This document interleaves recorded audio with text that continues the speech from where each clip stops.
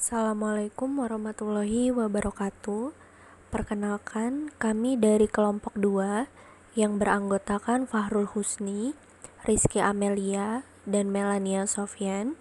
Di sini kami akan menjelaskan tentang kaifiyat wudu dan mandi.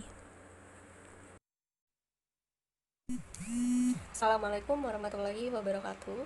Saya Melania Sofyan dari kelompok 2. Di sini saya akan menjelaskan tentang hafiyat wudu.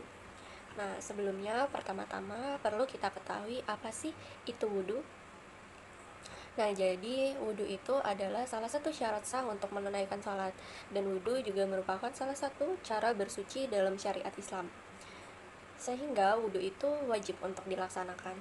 Nah, berdasarkan yang kami kutip juga di dalam buku Fikih Sunnah yang ditulis oleh Said Sabiq pada tahun 2008, bahwa wudu itu adalah merupakan cara bersuci dengan menggunakan air yang berhubungan dengan muka, kedua tangan, kepala, dan kedua kaki.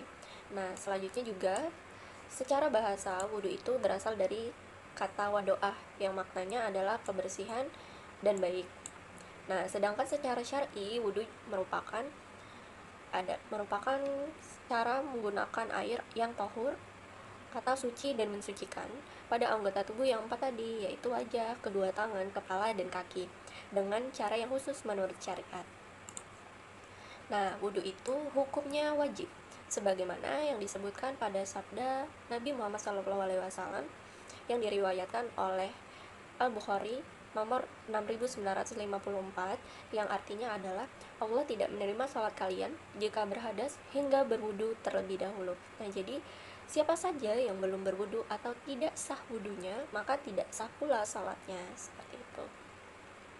Nah, selanjutnya, adapun menurut kami selaku penulis, jadi wudu itu adalah salah satu cara bersuci, yang mana untuk membersihkan diri dari hadas kecil. Selain itu, wudu juga merupakan hal yang wajib dilakukan sebelum kita melaksanakan ibadah salat. Nah, selanjutnya adalah syarat-syarat wudu.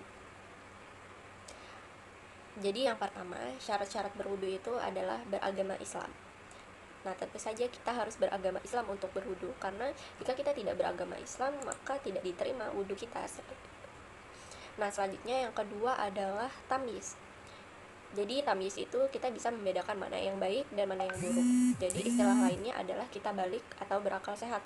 Jadi jika kita masih anak-anak atau belum balik ataupun merupakan seorang orang yang berkelainan atau gila seperti itu, maka wudunya tidak sah. Mengapa seperti itu? Karena mereka tidak bisa berpikiran dengan baik atau berakal dengan sehat, sehingga mereka tidak bisa membedakan yang mana yang baik dan yang mana yang buruk. Nah, selanjutnya adalah kita tidak berhadas besar. Nah, itu sudah pasti kita ketahui. Misalkan contohnya itu yang paling sering itu adalah untuk laki-laki itu biasanya setelah mimpi basah, atau bagi perempuan itu ketika dia sedang haid. Nah, selanjutnya adalah syarat wudhu itu adalah tidak ada sesuatu yang menghalangi wudhu, seperti getah, cat, dan sebagainya. Kita ambil contoh adalah biasanya dilarangkan untuk wanita menggunakan cat kuku seperti kutek atau apalah macamnya itu yang menggunakan alkohol. Mengapa sih itu dilarang bagi wanita? Karena itu bisa menghalangi wudhu, karena cat kuku yang mengandung alkohol itu adalah menghalangi air untuk bisa diserap oleh kuku kita, seperti itu. Jadi itu bisa menghalangi wudhu.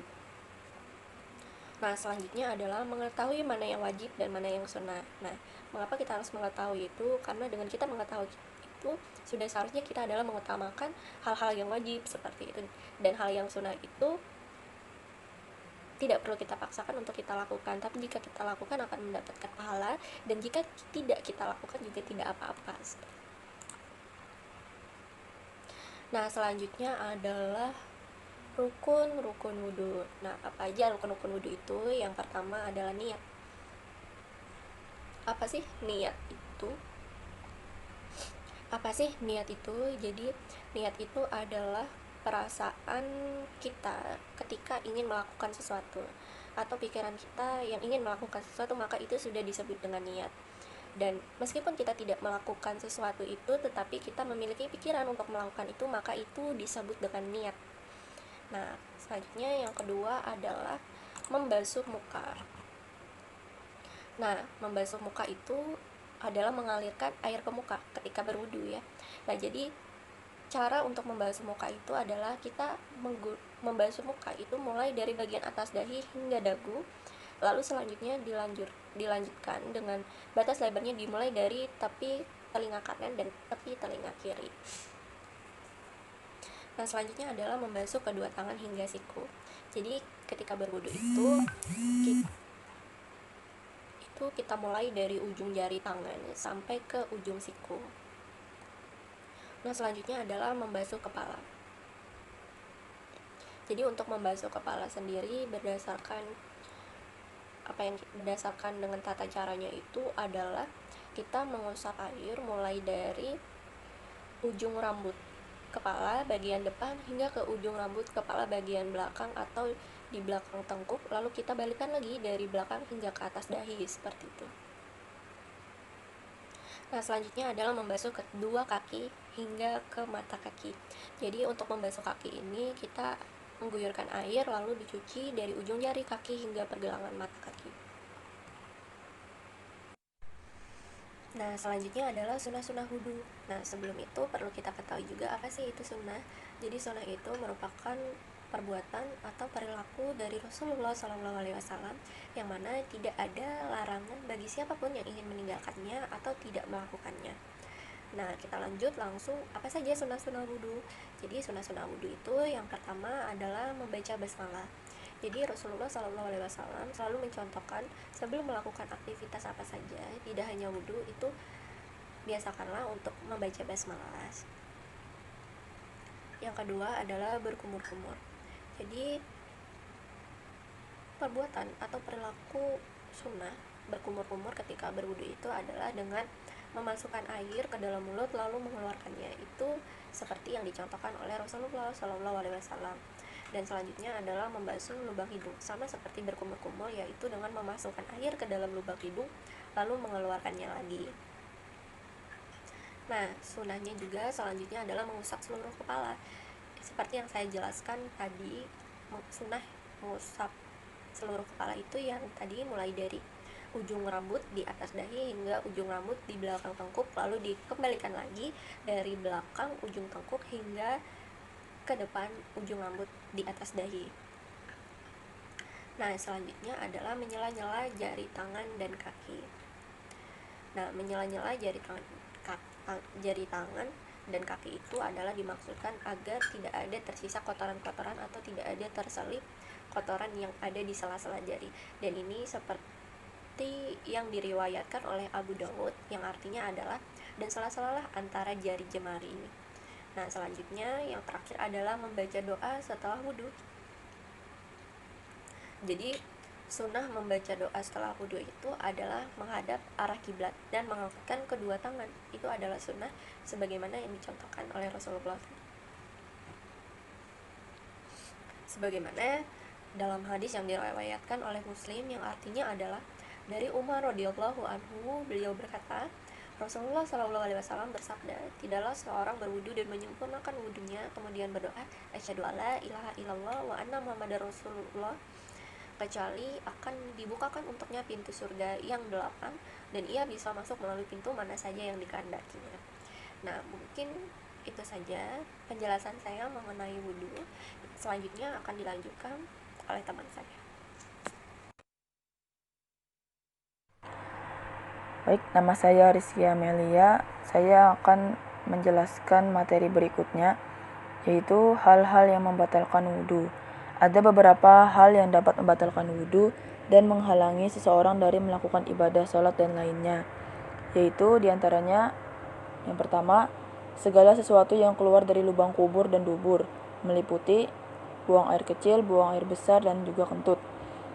Sebagai dasarnya adalah Abu Hurairah radhiyallahu anhu berkata, Rasulullah shallallahu alaihi wasallam bersabda, Bismillahirrahmanirrahim, la yaqbalullahu salata ahadikum iza ahdatha hatta yatawadda. Artinya, tidak akan diterima sholat seseorang yang berhadas sehingga dia berwudu. Muttafaqun alaih. Seorang laki-laki dari Hadramaut bertanya, apa yang dimaksudkan dengan hadis itu, wahai Abu Hurairah? Abu Hurairah menjawab, kentut atau buang air besar. Para ulama sepakat bahwa hadis ini sahih. Selanjutnya, Madni, Madzi, dan Wadi. Ibnu Abbas radhiyallahu anhu berkata, keluar air mani mewajibkan mandi, sedangkan keluar madzi dan wadi diwajibkan membasuh kemaluanmu atau tempat di sekelilingnya. Kemudian berwudulah sebagaimana kamu wudu ketika hendak mengerjakan sholat. Hadis riwayat Baihaqi dalam As-Sunan. Jadi jelas kalau air mani itu diwajibkan untuk mandi wajib. Sedangkan kalau yang keluar adalah madzi atau wadi, maka cukup membasuh kemaluan atau tempat di sekelilingnya dan berwudu kembali. Tidur yang kedua, tidur pulas dan tidak menetap pada duduknya. Jika seseorang tidur dalam keadaan tetap pada tempat duduknya, maka wudunya tidak batal. Inilah yang dimaksudkan hadis Anas radhiyallahu anhu berikut ini. Sahabat-sahabat Rasulullah Shallallahu alaihi wasallam menunggu waktu Isya hingga larut malam. Mereka tertidur dalam keadaan duduk hingga kepala mereka terayun-ayun ke kanan dan ke kiri. Mereka kemudian mengerjakan sholat tanpa wudu terlebih dahulu. Hadis riwayat Syafi'i, Muslim, Abu Daud, dan Tirmizi. Yang ketiga, hilangnya akal. Baik hilang akal karena gila, pingsan, mabuk, atau minum obat-obatan, sedikit maupun banyak, baik duduknya dalam keadaan menetap maupun tidak. Sebab, hilangnya kesadaran yang disebabkan minum obat-obatan lebih buruk daripada ketika sedang tidur. Inilah pendapat yang telah disepakati oleh para ulama. Yang keempat, menyentuh kemaluan tanpa penghalang. Sebagai landasan atas hal ini adalah hadis Yasroh binti Safwan radhiyallahu anhu. Ia berkata, Rasulullah Shallallahu alaihi wasallam bersabda, Bismillahirrahmanirrahim, Man massa zakarahu fala yusolli hatta yatawaddo. Barang siapa yang menyentuh kemaluannya, maka janganlah ia sholat hingga berwudu terlebih dahulu. Hadis riwayat Bukhari, Muslim, Abu Daud, dan Tirmizi. Berikutnya tentang kaifiat mandi yang meliputi pengertian dan dasar hukum mandi dan hal-hal yang menyebabkan mandi. Pengertian dan dasar hukum mandi menurut bahasa yaitu al-ghusl, berarti perbuatan manusia dalam bentuk menyiramkan air pada tubuhnya, menggosok-gosok tubuhnya, dan seterusnya. Sementara al-ghusl adalah nama bagi sesuatu yang digunakan untuk mencuci seperti sabun dan sejenisnya. Menurut istilah, mandi adalah mengalirkan air yang tahur. Tahur artinya suci dan menyucikan pada seluruh tubuh dengan cara tertentu. Dikutip dari buku karya Al-Juzairi tahun 2015 halaman 166-167. Mandi disyariatkan berdasarkan firman Allah Subhanahu wa taala yang berbunyi, Bismillahirrahmanirrahim, wa in kuntum junuban fatahharu. Artinya, dan jika kamu junub atau berhadas besar maka mandilah. Quran Surah Al-Maidah ayat 6. Berikutnya, hal-hal yang menyebabkan mandi. Hal-hal yang menyebabkan mandi meliputi yang pertama, keluarnya mani karena rangsangan syahwat, baik keluar dalam keadaan tertidur maupun sadar, baik laki-laki maupun wanita. Hal ini merupakan pendapat mayoritas ulama fikih yang berlandaskan pada hadis Abu Sa'id. Ia berkata, Rasulullah SAW bersabda, mandi wajib dilakukan karena keluarnya air mani. Hadis riwayat Bukhari, Muslim, dan lainnya. Diriwayatkan dari Ummu Salamah, ia menceritakan bahwasanya Ummu Sulaim bertanya kepada Rasulullah SAW, wahai Rasulullah SAW, sesungguhnya Allah tidak malu menjelaskan masalah kebenaran. Apakah seorang wanita wajib mandi apabila mimpi basah keluar mani? Rasulullah SAW menjawab, ya, jika ia melihat air mani tersebut. Hadis riwayat Bukhari dan Muslim dan lainnya. Jadi jelas kalau ini berlaku untuk laki-laki dan perempuan. Yang kedua, bertemunya dua kelamin. Maksudnya memasukkan kemaluan laki-laki ke dalam kemaluan wanita, meskipun tidak disertai dengan keluarnya sperma. Dikutip dari buku Said Sabiq tahun 2008 halaman 114. Berdasarkan sabda Rasulullah yang berbunyi, Bismillahirrahmanirrahim, Iza jalasa baina su'abahal arba'i wa massal khitanul khitana faqad wajabal guslu wa illam yungzil. Artinya, bila seorang lelaki duduk di antara 4 potongan tubuh wanita, 2 tangan dan 2 kaki, dan tempat khitan laki-laki bertemu tempat khitan wanita, maka sungguh wajib mandi meskipun ia tidak mengeluarkan mani. Hadis riwayat Muslim. Yang ketiga, berhentinya haid dan nifas. Sebagai dasar atas hal ini adalah firman Allah Subhanahu wa taala Al-Baqarah ayat 222 yang berbunyi, Bismillahirrahmanirrahim. Wa yas'alunaka 'anil mahid qul huwa azan fa'tazilun nisaa fil mahid wa la taqrabuhunna hatta yatahurna fa iza tatahharna fa'tuhanna min haitsu amarakumullah innallaha yuhibbut tawwabina wa yuhibbul mutahhirin. Artinya, dan mereka menanyakan kepadamu Muhammad tentang haid. Katakanlah itu adalah sesuatu yang kotor. Karena itu, jauhilah istri pada waktu haid dan jangan kamu dekati mereka sebelum mereka suci. Apabila mereka telah suci, campurilah mereka sesuai dengan ketentuan yang diperintahkan Allah kepadamu. Sungguh Allah menyukai orang yang tobat dan menyukai orang yang menyucikan diri. Quran Surah Al-Baqarah. Juga berdasarkan pada hadis Rasulullah SAW yang disampaikan kepada Fatimah binti Abu Hubayshi radhiyallahu anhu, yang artinya tinggalkanlah sholat selama hari-hari haidmu. Meskipun hadis tersebut hanya menerangkan masalah haid, namun nifas juga mempunyai hukum yang sama dengan haid. Berdasarkan ijma' sahabat, apabila seorang wanita melahirkan tetapi tidak mengeluarkan darah, dalam hal ini ada 2 pendapat. Pertama, ia wajib mandi. Kedua, ia tidak wajib mandi. Mengenai hal ini tidak ada nas yang menjelaskan secara khusus. Yang keempat, meninggal dunia. Orang yang meninggal wajib dimandikan selain orang yang meninggal dalam kondisi syahid dan selain korban keguguran atau aborsi yang belum tampak bentuk sebagai manusia seperti masih berbentuk segumpal daging. Sedangkan bila bayi keguguran tersebut telah memiliki sebagian bentuk manusia seperti telah memiliki tangan atau kepala, maka tetap wajib dimandikan. Yang kelima, orang kafir yang memeluk agama Islam. Apabila orang kafir memeluk Islam, maka ia wajib mandi. Sebagai dasar atas hal ini adalah hadis Abu Hurairah radhiyallahu anhu bahwasanya Sumamah al-Hanafi ditawan oleh kaum muslimin. Rasulullah SAW menjumpainya di waktu pagi. Lantas beliau bertanya kepadanya, "Apa yang engkau inginkan, wahai Sumamah?" Ia menjawab, "Jika engkau membunuhku, berarti engkau membunuh orang yang telah berdamai. Jika engkau membebaskan diriku, berarti engkau membebaskan orang yang pandai berterima kasih. Jika engkau inginkan harta, kami bersedia memberimu berapapun harta yang engkau kehendaki." Para sahabat menyarankan supaya menerima tebusan saja, seraya berkata, "Tidak ada gunanya bagi kita membunuh laki-laki ini." Pada hari berikutnya, Rasulullah SAW menemuinya lagi dan Sumamah akhirnya memeluk agama Islam. Ia pun dibebaskan dan Rasulullah SAW menyuruhnya mandi di taman Abu Talhah. Sumamah pun mandi dan melaksanakan sholat 2 rakaat. Kemudian Rasulullah SAW bersabda, "Sungguh baik keislaman saudara kalian ini." Hadis riwayat Ahmad tapi sumbernya dari Bukhari dan Muslim.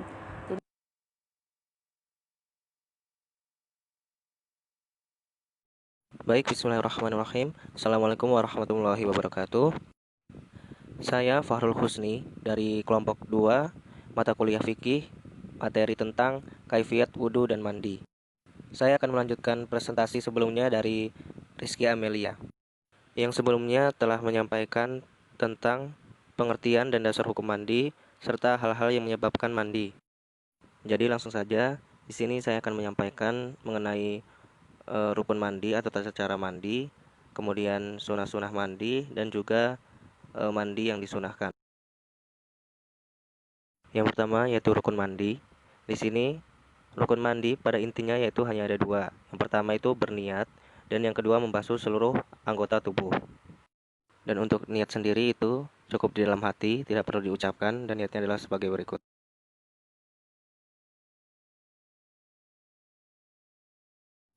Nah, ini adalah bacaan niat mandi wajib secara umum. Nah, di sini bacaan mandi wajibnya yaitu nawaitul ghusla li raf'il hadasil akbari fardhu lillahi ta'ala. Yang artinya, aku berniat mandi besar untuk menghilangkan hadas besar fardu karena Allah Ta'ala. Untuk lebih jelasnya, niat-niatnya adalah sebagai berikut. Nah, ini adalah lafal niat-niat mandi wajib secara khusus. Yang pertama, keluar mani atau keluar haid dan nifas. Nah, di sini lafalnya yaitu nawaitu rafa'al hadasil akbari lillahi ta'ala. Yang artinya, sengaja aku mengangkat hadas besar karena Allah Ta'ala. Kemudian nawaitul ghusla anil haidi lillahi ta'ala. Yang artinya, sengaja aku mandi daripada haid karena Allah Ta'ala. Kemudian mandi disebabkan bersetubuh antara suami dan istri. Nawaitul ghusla anil janabati lillahi ta'ala. Yang artinya, sengaja aku mandi junub karena Allah Ta'ala. Yang terakhir yaitu disebabkan keluarnya darah nifas yang berbunyi nawaitul ghusla anil nifasi lillahi ta'ala. Yang artinya, sengaja aku mandi daripada nifas karena Allah Ta'ala. Salah satu dalil cara mandi wajib yaitu dari Aisyah radhiyallahu anha. Dia berkata, apabila Rasulullah SAW hendak mandi junub, beliau selalu memulai dengan membasuh kedua tangannya, kemudian menuangkan air pada bagian kanan, kemudian dilanjutkan bagian kiri. Setelah itu beliau membasuh kemaluannya, kemudian dilanjutkan wudhu seperti halnya ketika wudhu untuk mengerjakan sholat. Setelah itu beliau mengambil air dan menyiramkannya di atas kepala sambil memasukkan jari-jarinya untuk menyela-nyela pangkal rambut. Ketika beliau merasa air telah membasahi kulit kepala, beliau membilas rambutnya sebanyak 3 kali. Kemudian beliau mengguyurkan air ke seluruh tubuhnya. Hadis riwayat Bukhari dan Muslim.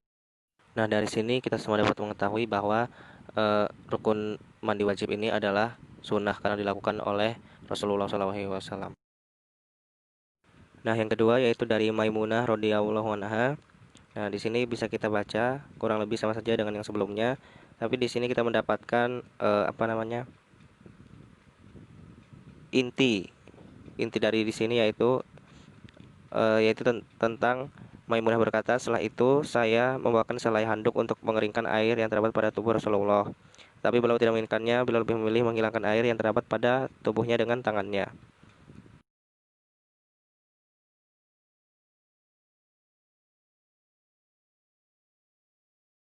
Selanjutnya yaitu sunnah-sunnah mandi. Nah, sunnah-sunnah ini adalah poin-poin yang diambil dari hadis yang dicontohkan oleh Rasulullah. Yang pertama, membaca bismillah sebelum masuk kamar mandi. Nah, ini sudah pasti ya, karena sebelum masuk kamar mandi juga dianjurkan untuk membaca doa. Nah, bismillah ini juga berarti kita berniat karena Allah. Kemudian yang kedua yaitu menghadap kiblat. Selanjutnya, membasuh kedua tangan sebanyak 3 kali. Itu mendahulukan bagian kanan terlebih dahulu, baru bagian kiri.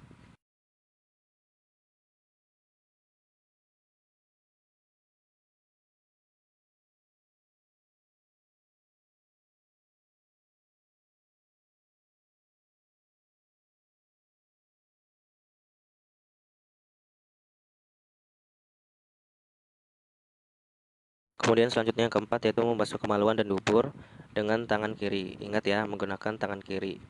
Nah, kemudian menggunakan wangi-wangian atau sabun hingga bersih. Jadi dibersihkan menggunakan tangan kiri hingga bersih menggunakan sabun.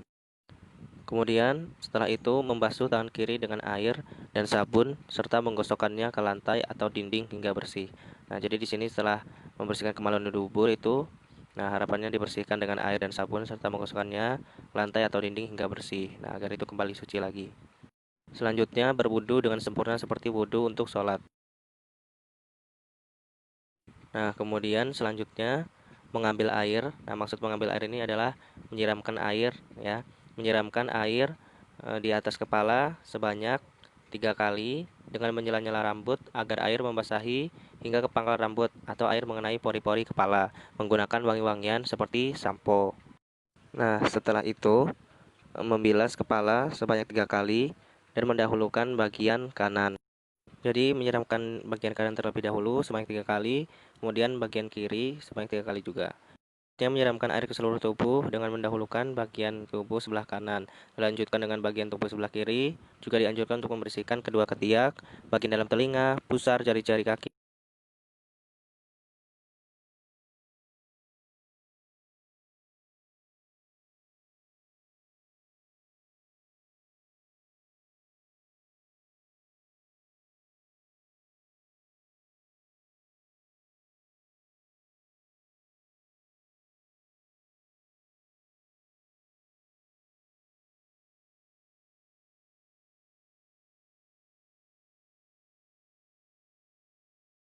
Selanjutnya yaitu tata cara mandi bagi perempuan. Nah, cara mandi bagi perempuan itu sebenarnya sama saja dengan yang laki-laki. Cuma yang membedakan adalah perempuan itu tidak diwajibkan mengurai ikatan rambutnya. Nah, di sini ya ada sebuah hadis. Di sini aku adalah seorang wanita yang sering mengikat rambut dengan kuat. Haruskah aku menguraikan ketika hendak mandi junub? Nah, Rasulullah kemudian menjawab, kamu cukup menguraikan air di atas rambutmu sebanyak 3 kali. Setelah itu, hendaklah kamu menyiram air ke seluruh tubuhmu.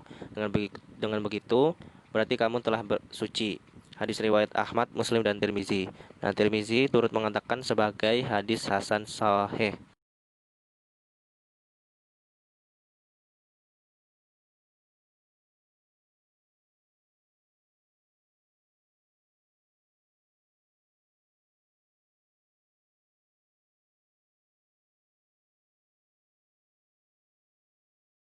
Kemudian yang terakhir yaitu mandi yang disunahkan. Nah, maksud mandi yang disunahkan di sini adalah kapan atau saat akan melakukan apa kita disunahkan untuk mandi. Jadi ketika akan melakukan suatu hal ibadah atau yang lainnya itu disunahkan untuk mandi. Nah, yang pertama di sini adalah mandi Jumat. Itu disunahkan terutama bagi kaum Adam yang akan melaksanakan sholat Jumat. Kemudian yang kedua yaitu mandi pada hari raya. Itu termasuk Idul Fitri dan Idul Adha. Kemudian mandi setelah memandikan mayat. Nah, itu hendaknya kita mensucikan diri. Kemudian selanjutnya mandi ihram itu ketika naik haji. Kemudian mandi ketika hendak memasuki kota Mekah, pernah dilakukan oleh Rasulullah. Dan yang terakhir mandi ketika hendak wukuf di Arafah. Nah, itu ketika naik haji juga.